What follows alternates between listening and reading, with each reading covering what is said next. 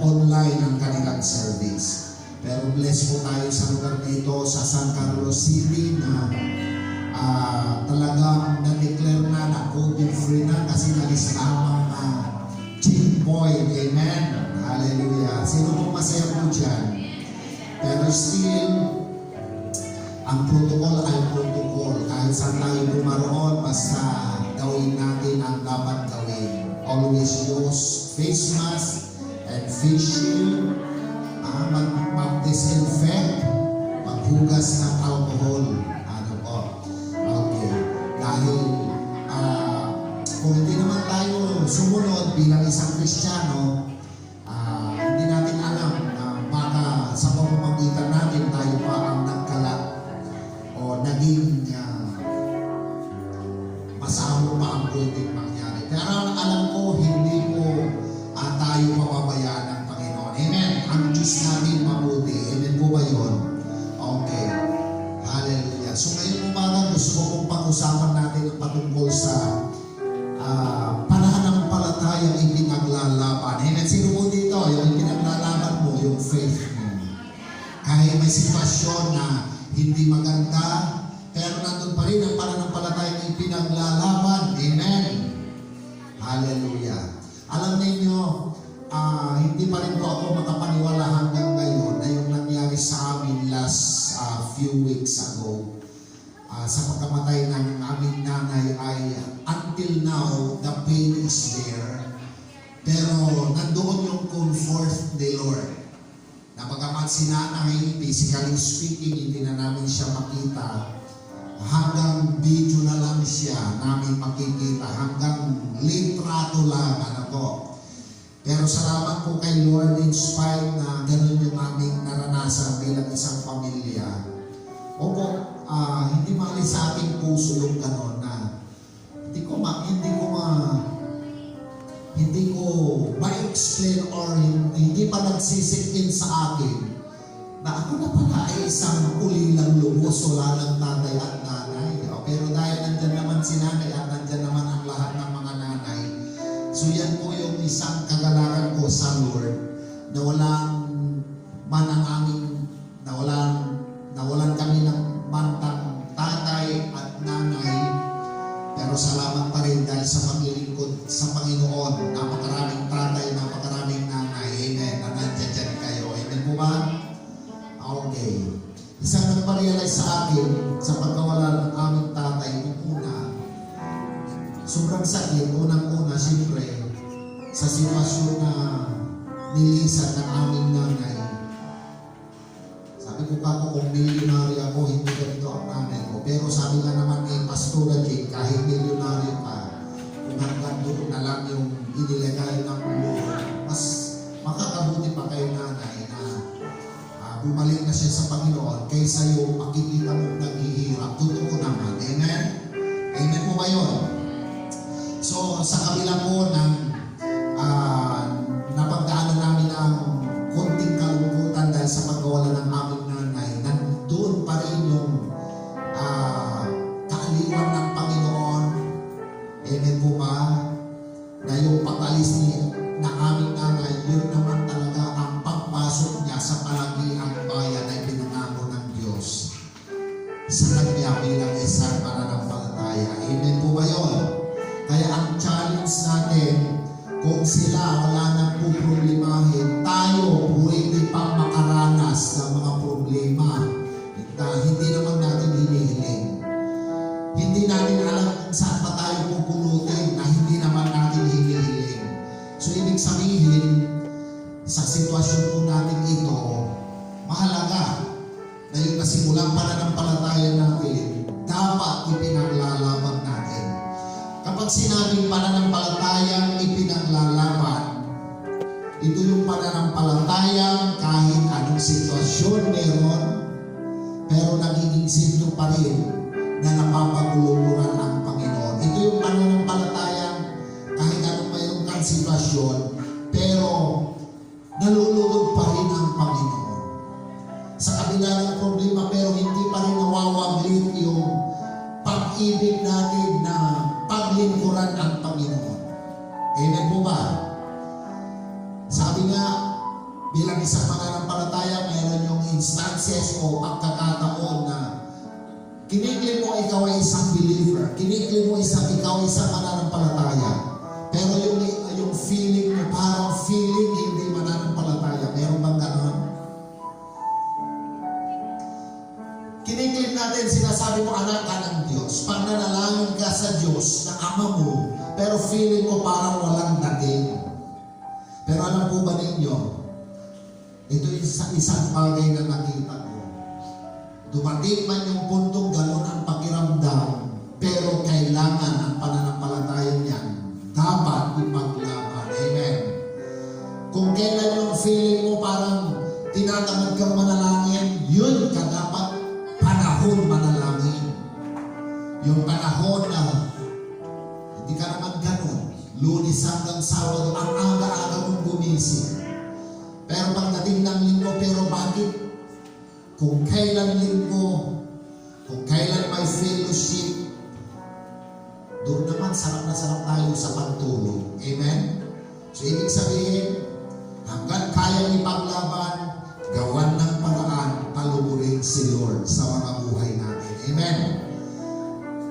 Kung sino man sa atin, kasama pa ako dito, kung inaantong kayo, alam nyo sa sarili nyo na kung sa araw ng linggo, yun yung sarap ng pagtulog nyo. Bago kayo matulog, maglagay kayo ng isang tabong tubig sa ulunan nyo. Pagdating ng alas 6 o alas 5, kung hirap pa rin kayo sa paggising, kunin nyo yung tabo, inuhos nyo sa mukha nyo, gising kayo, tiyang malamang. Amen. Siyempre, masana ang hingaan nyo. Amen? Tama ba? Eh dahil masana, meron kang tatrabahuin. Oh. Pero kung hanggang maaari, we need to fight the good fight of our faith. Amen po ba yun? Okay. Marami ang papaano ba magiging matandang pananampalataya? Simple lang. Dito sa Pangasinan, hindi pa ipinabuutos ang re-ECQ sa Manila. Beginning tomorrow ay nagkaroon sila ng ECQ na naman. Pero dito sa atin sa Pangasinan, let us grab our opportunity to celebrate the goodness of the Lord in every Sunday. Bakit? Ipananampalataya yung pinaglalaban ang pinag-uusapan natin eh. Tignan ninyo, hindi pa ako naka-recover talaga. Itong busis ko, hindi ito yung talagang busis ko. Feeling ko parang ang liit ng lumalabas. Naramdam nyo ba? Ang liit. Hindi ako makabwilo. Pero I will try my best to share this word to you. Gusto natin malakas na pananampalataya, ipaglaban ng pananampalataya. Anong sikreto? Dahil dito wala tayong ECQ, malaya na tayo. Grab the opportunity to celebrate the goodness of the Lord. Amen. Bigyan ng halaga ang pagtitipon ng kagaya nito. Amen. Amen po ba? Bakit? Ano bang rason? Bakit tayo naparito? Isa lang rason. Hindi para sabihin na umatin ako, hindi ako absent, hindi yun. Kundi sabi ng Hebrew 11 verse 25, huwag natin kaligtaan ang pagdalo sa ating mga pagtitipon, gaya ng ginagawa ng ilan. Kung ang ilan nga daw, hindi nakakalimutan ng pagtitipon, pero ang layunin nila ng pagtitipon, walang katuturan. Walang patutunguhang maganda. How much more tayo na mga Kristiyano, na mga anak ng Diyos. Kaya sabi dito ni Apostol Pablo, huwag natin kaligtaan ang pagdalo sa ating mga pagtitipon. Kahit mapalan tayo, nandito tayo ngayon sa pagtitipon na ito. Amen? Amen po ngayon. Gaya ng ginagawa ng ilan, sa halip, ito yung purpose. Palakasin natin ang loob ng isa-isa, lalo na ngayong nakikita na natin o natin malapit na ang araw nangyayari sa ating mga paligid, itong nangyayari na problema sa buong mundo, this is the sign na si Lord malapit ng dumating. Amen.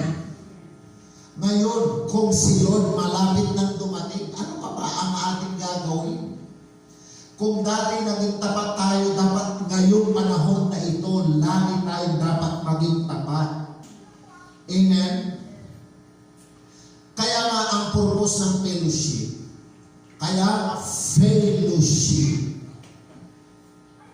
Si Ninong dati, alam na alam niya ang ibig sabihin ng itong term na gagamito, yung fellow, kasamahan, kaibigan, kasangga. Yung ship, barko.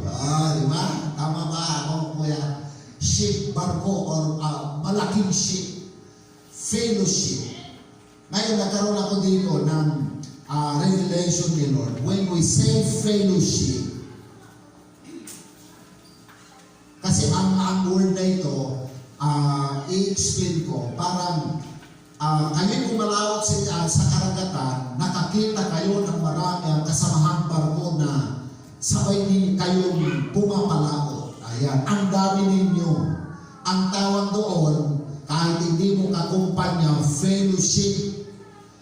At ang rule, kapag halimbawa, habang kayo bumabaybay patungo sa destinasyon na pupuntahan ninyo, pwede kayong abutan ng gabi, init ng araw, ng unos, ng bagyo. Sa isang sandali, isang barko ang nalagay sa alanganin. Nagkaroon ng problema, nagka-diferensya ang makina at unti-unting lumulubog. Tapos yung isa na kasamang pumapalaot, nakita yung kaibigang barko na kasabay na pumapalaot na nagkakaroon ng problema. No choice. Yung iba na nakakakita sa kanya na ang kailangan gawin para ma-survive, walang pwedeng mapahamak, ang gagawin itong mga fellowship na ito, mga kasamahang barko, lalapitan, tatanungin o gagawin ang lahat ng kayang gawin para walang mapahamak. Hanggang maaari, dapat walang maging casualty. Kaya nga, yung kung sa kalakaran ng pagbabarko, alam ng mga ako, may knowledge ako dito dahil sa biyaya naman ng Lord, nakapag-aral naman ng 2 years ng associate marine engineering. Associate lang, pero hindi ako naging inosente sa mga barko-barko na yan, mga makina-makina na yan. So may tinatawag na abandoned ship, yung nangalagay sa alanganin, magkakaroon ng pagdidesisyon. Pag sinabi ng kapitan, abandoned ship, dapat umalis tayo. In 5 minutes, dapat nakaalis na tayo. Bakit? From the side, lumulubog ang napakalaking barko. Dapat ikaw, pag sinabi ng kapitan, abandoned ship, mayroong mga lilitaw, mga anong tawag, rubber boats na automatic pag lumulubog ang barko, lilitaw yun na parang kabuti. Ang gagawin mo, lalagoy ka na lang, pupunta doon sa rubber boat na yun, hanggat maaari, nakalayo ka doon sa lugar kasi pwedeng yung tubig hihigupin yung barkong sinasakyan. Kaya, abandoned ship. So, ang mangyayari kapag nakaalis na lahat ng mga nakasakay doon sa nagkaroon ng problema ng barko, tutulungan siya ng kanyang kapwa barko. So, yung fellowship sa Christian term na fellowship, kunin natin yung ganong aspito na bilang isang mananampalataya sa Panginoon, wala na tayong ibang layunin para palakasin, sagipin ang bawat isang ng hihina at nanlulupay-pay sa kanilang pananampalataya. Amen po ba? Kaya nga fellowship sinasabi natin Christian tayo, nagbihis tayo, nagpaganda tayo, sasabihin, pag nakita tayo ng ating mga malsamoy, saan ka pupunta? Aatin ako ng fellowship. Di ba ang ganda? Ngayon, naintindihan ninyo na ang fellowship, ang purpose ng fellowship para palakasin, sagipin ang bawat isa. Amen? Kaya tignan mo yung katabi mo, yan ba ay mukhang kailangan sagipin? Kahit hindi yan nagsasabi, kailangan siyang sagipin. Amen? Kailangan siyang palakasin. Dahil sabi ng Biblia, yamang nalalaman natin natin, malapit na ang araw ng Panginoon. Purihin ang Panginoon. Kaya nga, kung atin pong pag-aaralan at pagbuulay-ulayan, ang ibig sabihin ng pananampalataya na pinaglalaban, ganito yung sinasabi ng Biblia. Hebrews chapter 12, verse 1 and 2. Kaya nga dahil sa napapaligiran tayo ng napakaraming saksi, talikuran natin ang kasalanan at ang anumang balakid na pumipigil sa atin. Buong tiyaga tayong tumakbo sa paligsahang ating sinasalihan. Ang pananampalataya, itinulag tayo sa ganitong klase. Okay. Para daw maipanglaban ang ating pananampalataya, isipin natin palagi, lahat ng tao nakakakilala sa iyo, kilala ka kung sino ka. Kilala ka na born again Christian ka. O dahil kilala tayo, para may pakita na pinaglalaban niyang pananampalataya niya, maliban sa karamdaman, maliban sa anumang bagay na ginagawang dahilan, patunayan natin ang Kristiyano committed na bigyan lagi ng kaluhuran ang Diyos. Amen?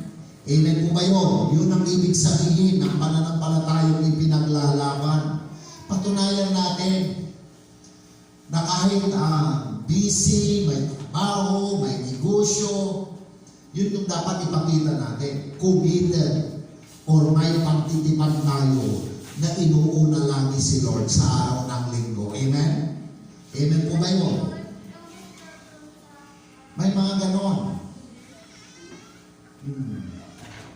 Kumusta ka na, sister? Bakit ilang linggo wala ka na? Ewan ko ba? Busy ako. Napag-alaman namin na ang rason pala kaya hindi nakakatanong ay tinatamad daw sa pag-gising sa araw ng linggo. Amen? Pero hindi ganon. Baka mga tao tayo, nakakaramdam tayo ng ganon, pero patunayan natin, ipaglaban natin yan. Kung kailan kung kailan nakakaramdam ng katamaran, yun dapat maging masipag kay Lord. Amen? Kaya nga pinaglalaban, pananampalataya na pinaglalaban. Para daw may paglaban natin, para may pagpatuloy natin yan, ang sikreto lang, huwag tayong tumingin sa tao. Laging tumingin tayo kay Lord. Amen. Kaya nga sabi nga ng verse 2, ito natin ang ating paningin kay Jesus na siyang pinagmumulan at kabuuan ng ating pananampalataya. Kasi sa panahon natin ngayon, kung ituon lang natin ang ating pansin sa kapwa-tao natin, kapwa pananampalataya natin, ako kung titingin lang ko sa kapwa-pastor, tao pa rin yun nakakasala at nagkukulang. Kung titingin kayo sa akin, hindi ako magaling na pastor nyo. Maaaring ang ilan sa pagtuturo pa lang, boldness, anointed. Pero hindi ko pilit na ginagawang sarili kong ganon. I have my own calling, a different calling from the Lord.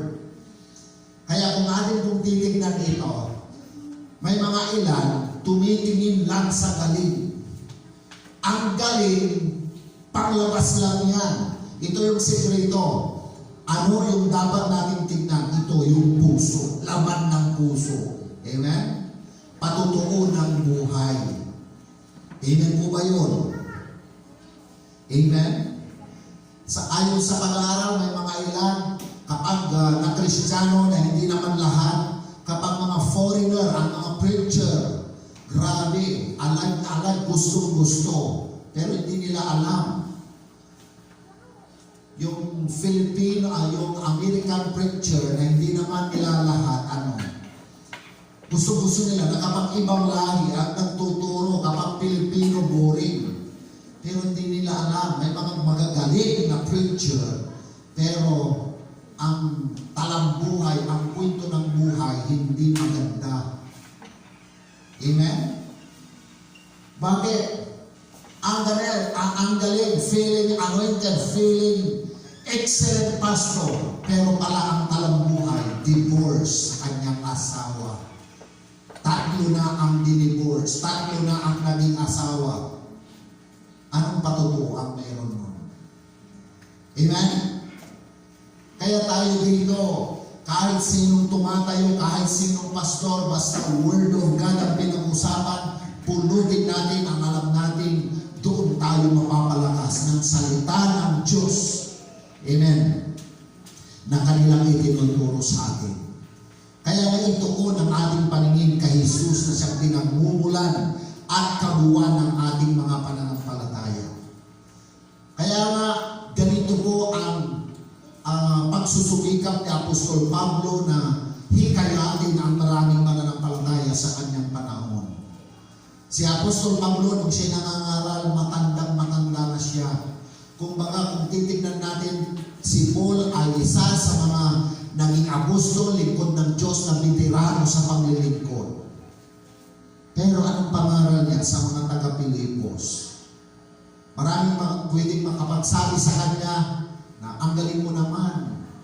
Dahil ikaw ay naging apostol, maraming lugar ang iyong napuntahan ng pangangaral, maraming tumanggap at nakakilala sa Panginoon. Pero alam ninyo sa akin, lahat ng mga nagawa ko sa mga nakaraan ay wala nang kwenta. Amen? Dahil ang aking, ito basahin ko. Dahil ang kanyang tinitignan, hindi yung nagawa niya sa nakaraan kung ano pa yung magagawa niya sa hinaharap na panahon. Kaya nga Pilipos 3:13 hanggang 16. Mga kapatid, hindi ko ipinamalagay na nakamit ko na ito. Ngunit isang bagay ang ginagawa ko, nililimot ang nakaraan at sinisikap na marating ang layuning nais kong makamtan. Amen. Sino dito yung gusto po niyang tuloy-tuloy ang pagiging on fire kay Lord? Alam niyo, one of the hindrances ng pagiging on fire kay Lord, if there is a thing inside of you na hindi mo maili-let go. Ako dito, ito yung dinil ko kay Lord eh. Bago ang nanay ay malakutan ng iniga, sige na nga, sabi ko, ang tagdagan suto nakasakitan si kayo. Tanaman na yung pagsakitan si kayo, pati siya pag nasasakitan, kang kawa. Pero, alabay ko, kuya, araram na sakit na kalagang puso, pinurtunaklaran namin iraratan. Wala na ini puso, amin puso ang Facebook, ang kandamatay na kayong lahat. Inatay si nanay, katungkong wala naman ko labaya, sinanamay. Bilang isang Kristiyano, that's reality in life. We are still person na sasaktan. Pero nung nag-decide ako, yes Lord, ito yung gusto mong i-deal namin sa aming mga puso. Na anumang sitwasyon, sino mang taong nakapanakit, sige na, pinapatawag ko na siya. Amen. Amen po ba yun?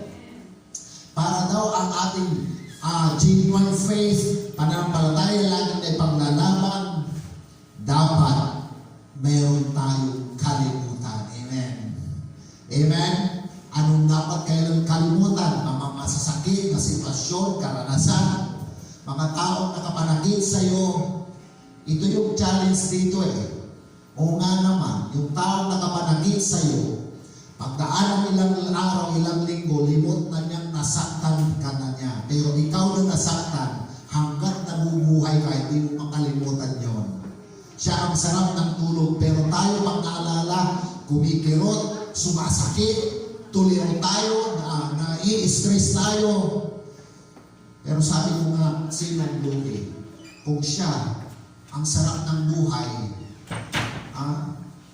nai-enjoy ang buhay, hindi na naalala yung sakit na nagawa niya sa akin, pero ako na nagagawa, masakit pa rin hanggang ngayon. Kaya sabi ko kako, what if I will lay down these things to God? Amen. Kaya nga sabi nga ni Apostol Pablo, nililimot ko ang nakaraan. Amen. Sabihin mo sa katabi mo, limutin na daw ang nakaraan. ibaon na sa limot. Kaya nga, ang pananampalataya walang problema. Parang buto lang yan na itinatanim sa iyong puso. Dahil na itanim yan sa magandang lupa, huwag mo nang hayaan may iba pang tumubo dyan sa puso mo. Na baka yung ibang tumubo dyan ay gaya ng isang ang tayo may sasakitan niya tanaman awa. Ang ganang itong tanaman so kaabay luman. Once na lumalago, may samsamitan kundo natuturok, nai-stress yung magandang buto, magandang halaman. Ganon din sa pananampalatayang mayroon tayo. Amen? So dapat nang limutin. Kung paano na ba yung samplon, yung bagalay limutin, pero bumabalik. Pero natin limutin na. Amen? Amen po ba yun? Tasya masutil. Timblang to akla, naggamit niya sa nanay account, meron ko niya may pusto, ay nasasakitan ng lalaman. Kasi po kung sakilin, at gagawin ko niya ng ko, timblang to akla lang gagawin ko lang ng mga sa pusto, naggamit niya aroma account, isang po anong naglalaman. Katong nasasakitan, katong malamod natin, ang gana tuloy at tulad na ipusto. Amen? Ang tulad tayo nga, naroon na lang ko, basta akasintro ang lagan, basanting, yung plano ng katawan. Amen? Kasi hindi tayo makapagpapatuloy ng tuloy-tuloy sa paglilingkod kapag may nandiyan pa na hindi pa nakakalimutan. Kaya sabi niya, Apostol Pablo ngunit isang bagay ang ginagawa ko para makapagpatuloy sa paglilingkod. Ang nililimot ang nakaraan para praising at sinisikap na marating ang layunin nais kong makamtan. Sino dito yung may mga desire, may mga layunin gustong makamtan sa buhay? Ang sagamang alisin para madaling makarating. Huwag nang lumingon ng lumingon. Kaya sabi ni Apostol Pablo sa verse 14 pa rin. Okay. Mayroon ba dyan sa Biblia natin? Okay. Filipos chapter 3 verse 14. Sige, sundan ninyo sa inyong mga Biblia. Nagpapatuloy nga ako patuloy sa hangganan upang makamtan ang gantimpala ng pagkatawag sa akin ng Diyos sa pamamagitan ni Kristo Jesus, ang buhay na hahantong sa langit. Ibig sabihin, hanggat buhay pa ako, kahit matanda na ako, ito yung gusto kong mangyari. Patuloy sa paglilingkod hanggang sa huling hininga. Amen? Kaya nga sabi niya sa verse 15, ganyan ang dapat maging kaisipan nating mga matatag na sa pananampalataya.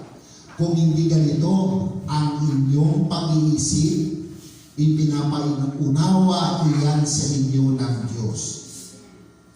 Ang mahalaga ay ipagpatuloy natin ang ating natututuhan.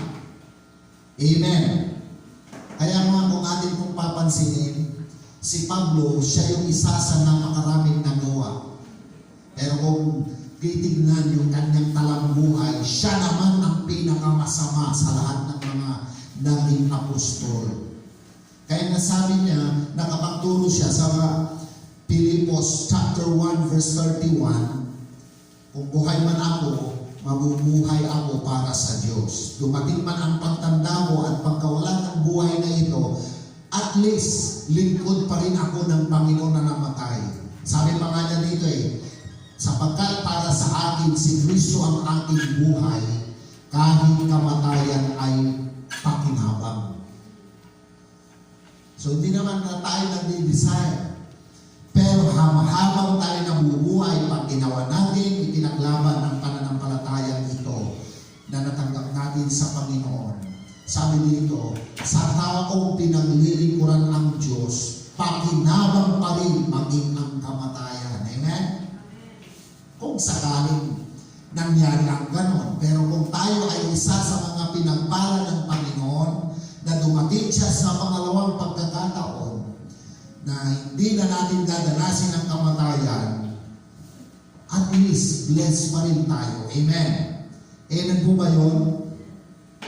Kaya nga, napakaganda ang ipinapakita sa atin dito ng Panginoon.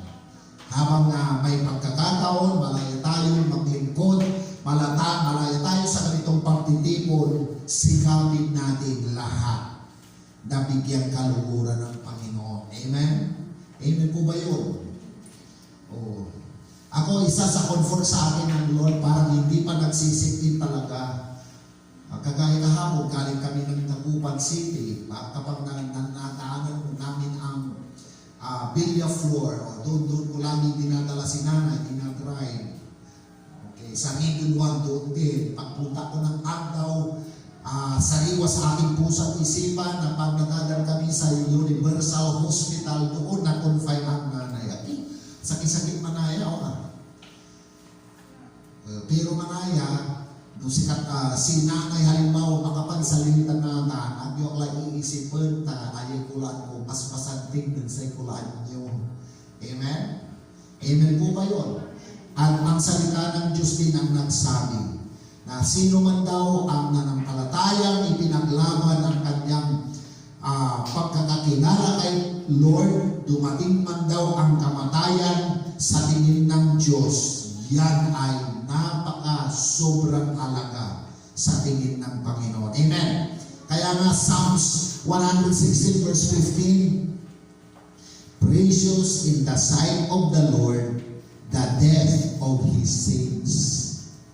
Sabi dito sa Tagalog, mahalaga sa paningin ng Panginoon ang kamatayan ng kanyang mga banal.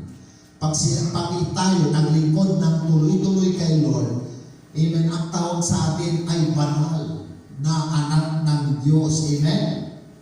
Amen? Kaya ngayon, ang pagkukulang natin ng pansin, itong pananampalataya nito, na ipagpapatuloy na sa kabila ng mga bagay-bagay na nangyayari, dapat huwag tayong tumulad sa iba. Masama ang sitwasyon, sumasama ang pagkakakilala sa Panginoon. Kaya ngayon, kung mayroon man tayong dapat gawin sa pang-araw-araw nating buhay na upang maging malakas sa ating pananampalataya, may paglalaban natin kung ano ang tama na nakakalugod sa Panginoon, balikan natin ang sinasabi ng Joshua chapter 1 verse 9. Amen. Ano ang sinasabi? Sa lumang saling ganito ang pagkakasayon sa Tagalog. Hindi ba kita inutusan? Ikaw ay magpakalakas at magpakatapang na mabuti. Huwag kang matakot ni manlupaypay, sapagkat ang Panginoon mong Diyos ay sumasa iyo saan ka man pumaroon. O, sino pa ang magbabackslide dyan? Amen? Amen po ba yun? Ang may sabi nito, Biblia, in the book of Joshua chapter 1 verse 9, na sa tuwing nakakaramdam tayo ng panghihina, ng panlulupaypay, balikan natin ito. Biblia ang nagsabi, hindi ba kita inutusan ikaw ay magpakalakas at magpakatapang? O, di ba? So para ma-maintain natin ang ating faith, yung strong faith na sinasabi, magpakalakas at magpakatapang tayo sa ating pananampalataya. Ngayon marami nila, paano magpapakalakas? Paano magpapakatapang sa Panginoon? Wala nang iba.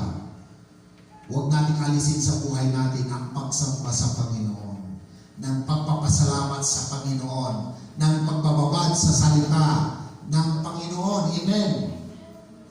Hallelujah. Oh. Ngayon, kung ang Biblia naman, halimbawa, nalimutan natin sa isang saglit, na may sinasabi ang Biblia na hindi pa kita inutusan na magpakalakas at magpakatapang. Dumating man yung punto, nalimot mo ng lahat, huwag mong kalilimutan, sabi dito, utusan mo ang iyong sarili na magpakalakas lagi sa Panginoon, na paglingkuran ang Panginoon habang nabubuhay. Amen? Amen po ba? Kasi alam ninyo, kung gusto natin na bigyan lugod ang ating Diyos, pananampalataya lang ang susi. Kaya nga Hebrew 11 verse 6, sabi niya, it is impossible to please God without faith. Napaka-imposible daw bigyan kalagalagan ang Diyos kung ang pananampalataya wala. So ibig sabihin, pag may pananampalataya na ipaglalaban ito, itong pananampalataya nito ang siyang nagbibigay kaluguran, kagalakan sa puso ng Diyos. At pag nagalak natin ang Diyos, mayroong suklit biyaya. Anong biyaya? Sabi dito sa susunod, sa 11 verse 6 pa rin ng Hebrew, and anyone who wants to come to Him must believe that God exists. Itong pananampalataya na ipinaglalaban, iniisip mo dapat totoo ang buhay, makapangyarihan ang Diyos. Kaya kahit anong problema, kahit anong pagsubok mayroon, dapat hindi nawawaglit sa puso at isipan natin may buhay na Diyos na gumagawa araw-araw sa mga buhay natin. Amen? Yung lumabas tayo ng tahanan natin, umalis tayo pumunta sa ibang lugar, pero we are protected by the blood of the Lord. That is one of the blessing ng Panginoon. O, magpatuloy tayo. Kung naisip na natin, buhay si Lord, makapangyarihan siya, gumagawa siya. Kaya kanina, yung pagtulo ng aking luha, hindi dahil sa kung ano yung mga naranasan namin negatibo, kundi ipinakita sa amin ni Lord na sa kabila ng negatibong sitwasyon, may buhay at mapagmahal na Diyos na hindi tayo iniiwan pagpakailanman. Nanunaan sa aking sangko, agay-layakan ko, si mabiye sitwasyon. Ang bayan labat na naman, ang gapon talaga, ay nung gapo kayo katagayon, talagang adi. No, antula kasi. Pero andi, impaningan ng katawan, talagang ang gapo-gapo, pero lapod pa ng araw, na aminangarot kayo ng nanay, sinubra ni, kung sarap agit paano tulang kasi katong sa atisan ko, katawan, pinatunayan mo yan. Kahit pala minsan kami na i-ignore ka namin minsan, naninig